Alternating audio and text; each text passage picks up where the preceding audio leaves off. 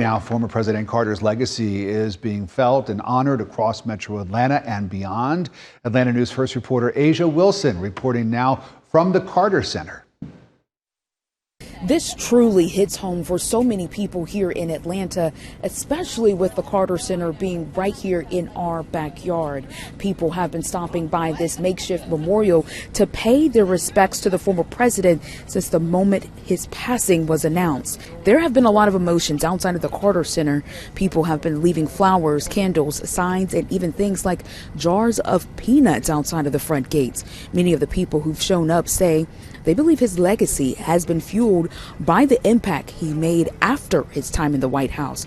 Carter's post-presidency consisted of activism and advocacy. Now, we spoke with one woman who was nearly in tears here yesterday.